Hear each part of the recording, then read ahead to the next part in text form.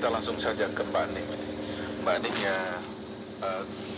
banyak mungkin orang yang senasib seperti Anda seperti itu ya. Dua penelpon tadi juga sepertinya memberikan pengalaman yang sama kepada Anda gitu. Berapa jumlah orang senasib seperti Anda begini yang sebetulnya bukan terlibat anggotanya, tetapi karena orang tua dan mungkin karena paman dan sebagainya. Perkiraan Anda ini? Iya, saya pernah hitung-hitung ya, bukan hanya perkiraan tapi hampir tepat lah gitu ya. Itu kalau baru anaknya ya, anaknya aja ya, dari jumlah orang tuanya, dan saya pernah meneliti betul itu 15 juta lebih. 15 juta. Belum cucunya ya. Kalau anak saya juga sudah punya 2 suara itu. Sudah punya 2 hati. Berarti 20 jutaan ya, maksudnya begitu ya. 20 jutaan. Sebab analisa minggu lalu semalam juga menyebutkan mungkin sekitar 20 jutaan. Iya, betul. Itu ya. Dan dengan potensi sebanyak itu, apa yang Anda akan harapkan? Apakah benar tuduhan dari beberapa media hari ini menulis atau juga menyampaikan bahwa Anda berminat untuk membentuk partai yang berpaham komunis? Kayaknya kalau mau buat partai yang berpaham komunis tidak, Mas ya. Cuman saya tadi dengan wawancara beberapa wartawan di acara launching buku itu, saya katakan bahwa apakah Mbak Ning setuju dengan pencabutan tetap MPR? Ya, saya sebagai seorang demokrat itu harus menghargai semua pendapat orang, termasuk juga ideologi atau paham orang. Kalau tadi istilah Gus Dur bahwa institusi itu bisa dipasung, diruntuhkan atau dihapuskan, tapi ideologi nggak bisa, paham itu nggak bisa. Tidak bisa dipasung. Iya, tidak bisa. Dan apalagi kita sebagai rakyat Indonesia yang Bhinneka Tunggal Ika, artinya menghormati semua keragaman, itu harus tetap ada. Jadi saya memang ditanyakan apakah setuju kalau itu PKI ada di Indonesia. Setuju aja, kenapa tidak? Dan itu harus tetap ada. Bahkan soal laku tidaknya dijual di depan rakyat, itu tergantung rakyat yang menilai apakah konsep dan program komunis di Indonesia ini masih laku atau tidak gitu. Anda akan melakukan itu apa tidak kira-kira?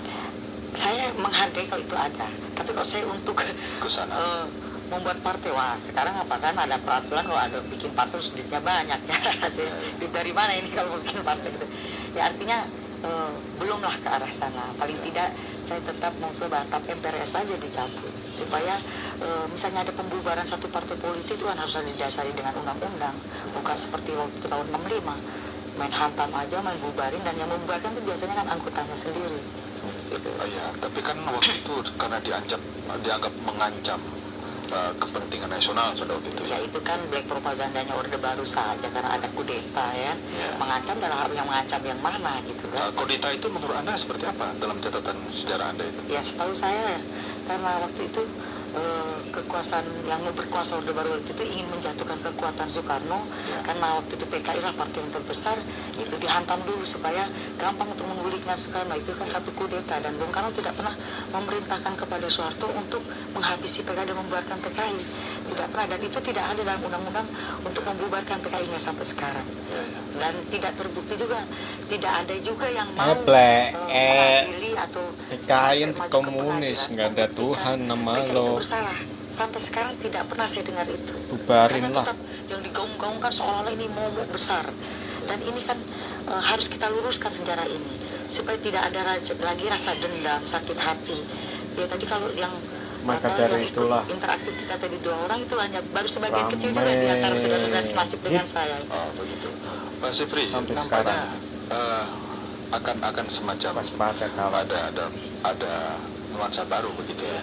Menurut Anda apakah masih laku paham-paham seperti itu di Indonesia? Kalau paham itu dulu kita berbicara bisa soal dipasung katakanlah itu dan mau PKI katakanlah mau dihidupkan kembali dengan tetapi politik dingin sudah tidak ada. Ideologi itu dulu itu semacam perang dingin tidak antara bisa dan kejualan mereka diruntuhkan. ini.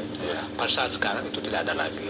Justru yang sekarang paling menjadi acuan kita sekarang itu bagaimana menghadapi situasi global seperti itu.